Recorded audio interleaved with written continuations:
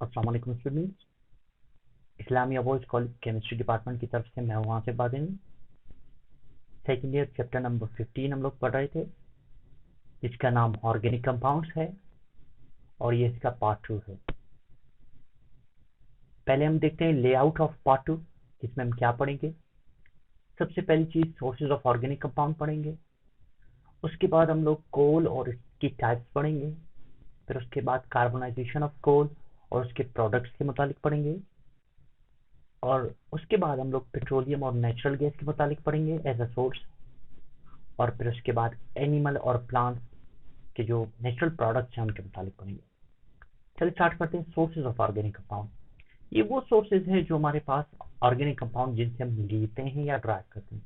पहली बात हमने कहा था, ये वो स्टडी है जो हाइड्रोकार्बन और उनके डेरिवेटिव्स को कवर करती है। ऐसी केमिस्ट्री को ऑर्गेनिक केमिस्ट्री, हाइड्रोकार्बन और उनके डेरिवेटिव्स को ऑर्गेनिक कंपाउंड कहते हैं। ये हम पढ़ चुके थे। और हमने कहा था कि ऐसे कंपाउंड है जिसमें carbon, hydrogen, sulphur, oxygen, nitrogen, phosphorus और एल्यूमिन पाए जाते हैं, और इनको हम लोगों ने नाम दिया था ऑर्गेनिक कंपाउंड्स का। ये हम पढ़ चुके हैं।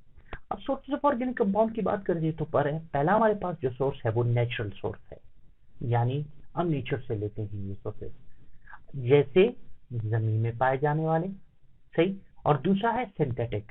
सिंथेटिक वो हैं जो कि हम लैब में प्रिपेयर करते हैं, मैन मेड है, यानी कुदरती तौर पर नहीं होते, हम आर्टिफिशियली बनाते हैं। नेचुरल सोर्सेज में सबसे बड़ी चीज जो हमारे पास आती है वो फॉसल्स हैं, इसको फॉसल फ्यूल्स कहते हैं। जैसे कोल है, पेट्रोलियम है, नेचुरल गैस है, तो ये असल में फॉसल फ्यूल्स हैं जो कि फॉसल से ड्राइव करते हैं, तो ये नेचुरल सोर्सेज की कैटेगरी में आते हैं।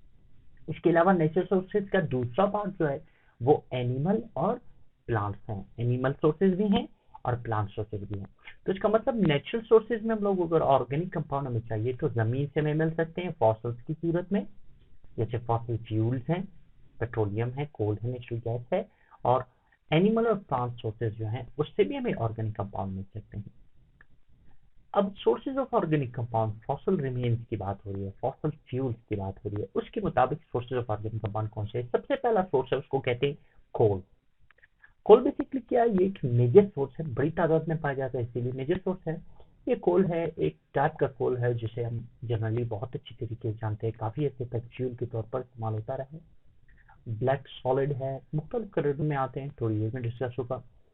और इसके अलावा ये बनता कैसे है, बहुत सालों पहले, मिलियंस ऑफ ईयर, जिसमें 300 मिलियन कहते हैं, हाई टेम्परेचर ऑपरेशन में प्लांट डिके से जो कि जमीन के नीचे प्लांट थे वो कन्वर्ट हो रहे हैं, होते जा रहे हैं और हो चुके हैं मुख्तलिफ किस्म के फूल। तो प्लांट डिके हुआ, जमीन के नीचे पौधे दब गए, 300 मिलियन साल का अरसा लगा, और उसमें टेम्परेचर और प्रेशर ने कंट्रीब्यूट किया और हमारे पास कोयला बन गया, और कोयला बनने का प्रोसेस अब भी जारी है, तो इसीलिए ये कंटिन्यू प्रोसेस है।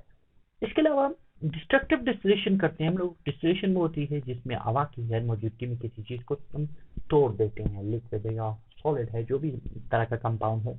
डिस्ट्रक्शन मतलब तोड़ना है, तो हम हवा की गैर मौजूदगी में खास टेम्परेचर में, खास एटमॉस्फेरिक प्रेशर में कोल को हम जब तोड़ते हैं तो हमारे पास मुख्तलिफ प्रोडक्ट्स बनते हैं। जैसे हमारे पास कोक है, कोल टार है, कार्बन मोनोऑक्साइड और हाइड्रोकार्बन का मिक्सचर, इस तरह से मुख्तलिफ चीजें हमें कोल से मिलती है, जो बड़ी इंपॉर्टेंट चीजें। अब सबसे बेसिक चीज टाइप्स ऑफ कोल, पहले डिटेल में था, अभी इतना डिटेल में नहीं है, लेकिन हमारे कोर्स में सिलेबस में मौजूद है तो चलिए पढ़ते हैं। पहली टाइप ऑफ कोल उसको कहते हैं एंथ्रासाइट। दुनिया में सबसे हाई क्वालिटी का कोला एंथ्रासाइट कहलाता है। सबसे हार्ड है, सख्त है, डार्क ब्लैक है। और सारी बात है, ऐसा है क्यों, उसकी वजह ये है कि इसमें 92 to 98% कार्बन मौजूद होता है, वेरी करता है मुख्तलिफ इलाकों में। सबसे सख्त है, सबसे महंगा किस्म का कोयला है। ये वो प्रोसेस का कोल है जिसमें मॉइस्चर कम और कार्बन सबसे ज्यादा, दूसरे एलिमेंट्स कम और कार्बन सबसे ज्यादा, इसीलिए बहुत अच्छा फ्यूल है। तो दुनिया में पहला किस्म का जो कोयला है उसको एंथ्रासाइट कहते हैं। दूसरी किस्म का कोयला जो हमारे पास आता है उसको कहते हैं बिटुमिनस कोल। ये 80 to 90% इसमें कार्बन मौजूद होते हैं, दूसरे कंपाउंड में मौजूद होते हैं। ये निस्बतन थोड़ा सा सॉफ्ट होता है, जैसे वो हार्ड था, ये बहुत शाइनी और ब्लैक लस्टर देता था, ये इसका लस्टर और शाइन थोड़ा सा कम है, और इसकी निस्बतन थोड़ा सा सॉफ्ट है, कार्बन की कंसंट्रेशन कम और मॉइस्चर और पानी इसमें थोड़ा सा ज्यादा है। तीसरी जो हमारे पास किस्म है वो कोयले की, उसको कहते हैं लिग्नाइट। लिग्नाइट क्या है? जाहिर बात है इस तरह का कोयला है जो आपको कलर नजर आ रहा है, आप देखें ये डार्क मतलब ब्लैक टाइप का नहीं है, ये सॉफ्ट था, ये सॉफ्ट नहीं, ये उससे कहीं ज्यादा सॉफ्ट है। और अप्रोक्सीमेटली इसमें 70% कार्बन मौजूद होता है, इसके नीचे भी हो सकते हैं, डिपेंड करता है, लेकिन ये लोएस्ट ग्रेड का कोयला है। तो हम जानते हैं कोयले की क्वालिटी को मेजर करना, तो उसके लिए सबसे बेसिक चीज उसकी ओल्ड एज देखी जाती है। जितना पुराना कोयला होगा उतना ही वो अच्छा कोयला होगा। एक दूसरी चीज कि उसमें कार्बन की परसेंटेज कितनी है, जितना ज्यादा कार्बन मौजूद होगा उतना ही हाई क्वालिटी का कोयला होगा, और जितना ज्यादा कार्बन मौजूद होगा उतना मॉइस्चर कम होगा, और इसके अलावा दूसरे एलिमेंट्स की तादाद भी कम होगी, तो उसका मतलब वो हाई ग्रेड का कोयला है। तो एंथ्रासाइट दुनिया में बहुत कम पाया जाता है, इतना ज्यादा नहीं पाया जाता। आमतौर पर बिटुमिनस और लिग्नाइट कोयला इसकी तादाद ज्यादा पाई जाती है। अब डिस्ट्रक्टिव डिस्टिलेशन ऑफ कोल। अब डिस्टिलेशन में ये होता है कि हमारे की गैर मौजूदगी में किसी लिक्विड या किसी सॉलिड को हम लोग क्या करते हैं, टेम्परेचर देते हैं और खास किस्म का प्रेशर देते हैं, तो और उसको हम लोग क्या कर देते हैं, तोड़ देते हैं। जाहिर बात है ऐसी चीजों को हम ऑक्सीजन नहीं देते, हवा की गैर मौजूदगी इसलिए करते हैं क्योंकि कोयला क्या है वो जल जाएगा, तो हम नहीं चाहते वो जले, तो इसीलिए हम लोग हवा की गैर मौजूदगी में प्रोसेस करते हैं, तोड़ते हैं। इसका दूसरा नाम है कार्बोनाइजेशन ऑफ कोल, यानी डिस्ट्रक्टिव डिस्टिलेशन को हम लोग कार्बोनाइजेशन ऑफ भी कोल भी कहते हैं।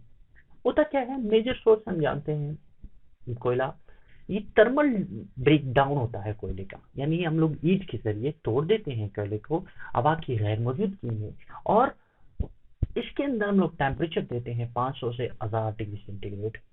तो हवा नहीं होनी चाहिए पहली शर्त, और उसको हमने कोयले को तोड़ना है, जलाना नहीं है, यानी आप उसे बर्न करने नहीं देंगे। हवा की अगर मौजूदगी इसलिए जरूरी है क्योंकि कोयला ना जल सके, हम उससे दूसरे प्रोडक्ट बनाना चाह रहे हैं।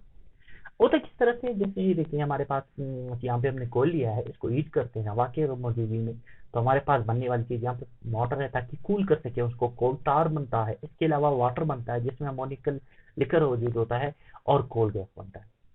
तो ये बेसिकली तरीका है एक लेबोरेटरी में ही। जब हम लोग बात करते हैं बड़े पैमाने पर इंडस्ट्रियल लेवल पर, तो इंडस्ट्रियल लेवल पर ये डिफरेंट तरीके से हो रहा था, मेन पर्पज यही है, मेन तरीका ये है, और हमारे पास मुख्तलिफ प्रोडक्ट्स बनते हैं।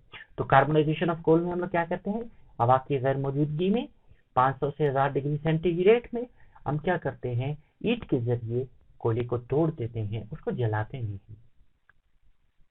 अब प्रोडक्ट्स क्या बनते हैं, डिस्ट्रक्टिव डिस्टिलेशन का नतीजा क्या निकलता है? पहला प्रोडक्ट हमारे पास बनता है वो कहलाता है कोल गैस। इसमें 35% मीथेन होता है, तो उसका मतलब फ्यूल के तौर पर इस्तेमाल किया जा सकता है।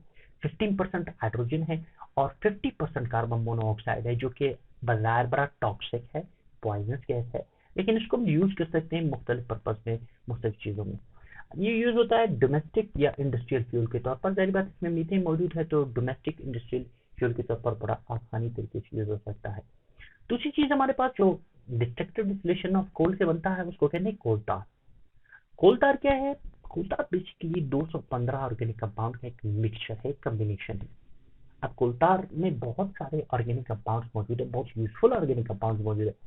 फिर इसको हम लोग क्या करते हैं, सेपरेट करते हैं, इसकी फ्रैक्शनल डिस्टिलेशन करते हैं, मुख्तलिफ फ्रैक्शंस में जोड़ते हैं, जिस तरह से हम पेट्रोलियम को जोड़ते हैं उसी तरीके से, और उससे बेंजीन, जाइलिन, फोलिन, फिनोल, टोलिन और बहुत सारे कंपाउंड बनते हैं। इन कंपाउंड के यूजेस क्या है, ये परफ्यूम इंडस्ट्री में इस्तेमाल होते हैं, डाइज में, पेस्टिसाइड्स और बहुत सारे प्लास्टिक में भी इस्तेमाल होते हैं, और बहुत सारी इंडस्ट्री, कॉस्मेटिक्स की इंडस्ट्री में भी इस्तेमाल होते हैं। तो इसका मतलब बेसिकली जो 215 ऑर्गेनिक कंपाउंड है उनके लातादार यूज है। तो कोलतार एक मिक्सचर है 215 ऑर्गेनिक कंपाउंड का, जिसको फर्दर फ्रैक्शनल डिस्टिलेशन के जरिए हम लोग बहुत यूजफुल किस्म के कंपाउंड्स बनाते हैं। तीसरी चीज जो हमारे पास है उसको हम लोग कहते हैं अमोनिकल लिक्विड। ये क्या होता है, जब हम लोग कार्बनाइजेशन ऑफ कोल करते हैं या डिस्ट्रक्टिव डिस्टिलेशन करते हैं, तो वाटर में जो अमोनिया के कंपाउंड मौजूद है उनके लिए इस्तेमाल होता है। ये किस लिए इस्तेमाल होता है, मुख्तलिफ किस्म के फर्टिलाइजर्स के लिए इस्तेमाल होता है। बड़ा यूजफुल कंपाउंड है, उसमें अमोनिया मौजूद है, तो इससे मुख्तलिफ किस्म के फर्टिलाइजर्स बनते हैं। और चौथा हमारे पास जो कंपाउंड बनता है डिस्ट्रक्टिव डिस्टिलेशन का प्रोडक्ट है, वो सब में क्या है, कोक। ये तकरीबन प्योर फॉर्म ऑफ कार्बन है, और हम अच्छी तरीके से जानते हैं कार्बन एक बहुत अच्छा फ्यूल है, और ये वाकई ही बहुत अच्छा फ्यूल है। इसको स्टील इंडस्ट्री में इस्तेमाल किया जाता है, वाटर गैस बनाने के लिए भी इस्तेमाल किया जाता है, बड़ा यूजफुल किस्म का कंपाउंड है। और हम बारबेक्यू जो किया जाता है इंटरनेशनली, और वो इसके इस्तेमाल किया जाता है। थोड़ा सा एक्सपेंसिव है लेकिन बहुत अच्छी एनर्जी देता है, बहुत अच्छा फ्यूल है। इसके बाद हम सोर्सेज ऑफ ऑर्गेनिक कंपाउंड की बात करते हैं, फिर से आते हैं। पहला सोर्स हमने पढ़ा था कोल, उसको जरा डिटेल में देखा, हमने इस टॉपिक को शफल कर दिया, डिस्ट्रक्टिव डिस्टिलेशन जो बाद में आना था उसको हम लोगों ने यही पे एडजस्ट कर दिया। अब इसके बाद हमारे पास है पेट्रोलियम। देखें पेट्रोलियम है क्या, सारी बात हम जानते हैं, ये एक टॉक्सिक कंपाउंड है जो कि दो लफ्जों का कम्बिनेशन बनता है। Petro means rock, oleum means oil. इसका मतलब है ये रॉक है, पत्थरों का ऑयल है। एक चीज, ये मेजर सोर्स है ऑर्गेनिक कंपाउंड का। जैसे कोल था एक मेजर सोर्स था, इसी तरह से ये भी एक मेजर सोर्स है। कलर क्या होता है, या ग्रीनिश ब्लैक होता है या ब्राउन इन कलर होता है। हाईली फ्लेमेबल है, टॉक्सिक है, जहरीला है। ब्लैक भी हो सकता है, लाइट ब्राउन भी हो सकता है, ग्रीनिश ब्लैक भी हो सकता है। ये है क्या चीज, mixture of gas and liquid है।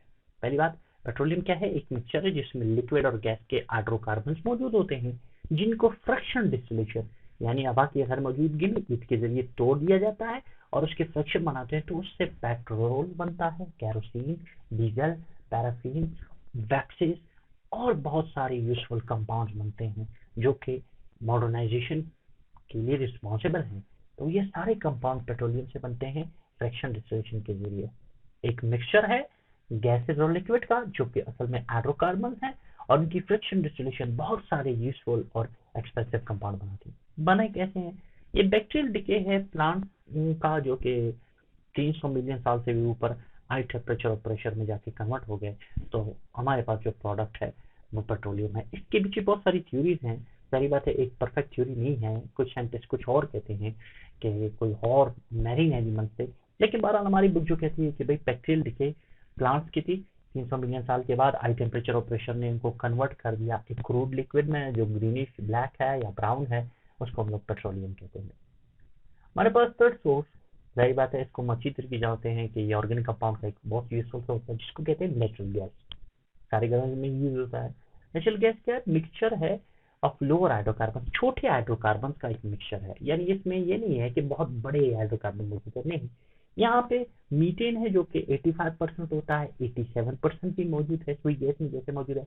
फिर इथीन है, प्रोपेन है और ब्यूटीन है। तो ईथेन, मीथेन, प्रोपेन, ब्यूटेन, ये सारे आमतौर पर नेचुरल गैस में मौजूद होते हैं, लेकिन सबसे बड़ी तादाद मीथेन की पाई जाती है। ये बना है डिके ऑफ प्लांट से। जाहिर बात है जहाँ पे पेट्रोलियम होंगे तो वहां पे ये पाया जाता है, दूसरी जगहों पे भी पाया जा सकता है। फोरस रॉक्स जो ये में पोर्स होते हैं आमतौर पर वहां पे मौजूद हो जाता है, और जमीन में जखीरा होता है, फिर हम लोग वेल बना के उसको डिग आउट करते हैं। तो चांसेस होते हैं जहाँ पेट्रोलियम हो वहां पे इनके पाए जाने के चांसेस ज्यादा होते हैं, लेकिन जरूरी नहीं, कभी कभार फासला ज्यादा होता है, पेट्रोलियम एक जगह पे मौजूद है और नेचुरल गैस के रिजर्व या डिपॉजिट की दूसरी जगह पे मौजूद है। हम बात करते हैं प्लांट्स और एनिमल्स के नेचुरल प्रोडक्ट्स की। केमिस्ट्री में जब हम बात करते हैं तो प्लांट्स और एनिमल के नेचुरल प्रोडक्ट्स डिफरेंट होते हैं जो लोग यूज करते हैं। नेचुरल प्रोडक्ट्स है क्या, जाहिर बात है केमिकल कंपाउंड्स जिनको हम लोग अलग करते हैं या आइसोलेट करते हैं, एक्सट्रैक्ट आउट करते हैं लिविंग ऑर्गेनिज्म से, यानी वो चीज जिसको हासिल हम लोग करते हैं जानदारों से, एनिमल या प्लांट से। तो ऐसी चीज जिसको हम लोगों ने आइसोलेट किया, अलग किया, तो ऐसी चीज को हम लोग नाम लेते हैं नेचुरल प्रोडक्ट्स ऑफ केमिस्ट्री या केमिकल नेचुरल प्रोडक्ट्स कहते हैं। इंपॉर्टेंट नेचुरल प्रोडक्ट कौन से हैं, जरूरी बात है इसमें दो सोर्सेस थे, मैंने कहा था कि एनिमल प्रोडक्ट्स है। अब फॉसल फ्यूल्स की बात नहीं हो रही है, अब नेचुरल जो प्रोडक्ट्स है, नेचुरल ऑर्गेनिक कंपाउंड्स है, उनका कैटेगरी है। एनिमल प्रोडक्ट्स हमारे पास कौन कौन से हैं, जाहिर बात है प्रोटीन है, एनिमल से मिलता है। इसके अलावा हार्मोन्स हैं, एनिमल से मिलते हैं। और इसके अलावा एनिमल फैट्स है और यूरिया है और साथ में इंसुलिन है। ये सारी चीजें में एनिमल से मिलती हैं। फिर प्लांट प्रोडक्ट्स कौन कौन से हैं, कार्बोहाइड्रेट, सेल्यूलोज है, शुगर है और स्टार्च है। विटामिन है, अल्कोहल है, एसिड्स हैं, एस्ट्रिज है, केमिकल कंपाउंड्स है, डाइज है, रंग मिलते हैं, वेजिटेबल ऑयल मिलता है, मेडिसिन मिलते हैं, परफ्यूम्स मिलते हैं और फाइबर जैसे कॉटन है, ये में सारे मिलते हैं प्लांट से। वेल ये हैंड है पार्ट 2 का। Thank you very much for listening. Hafiz.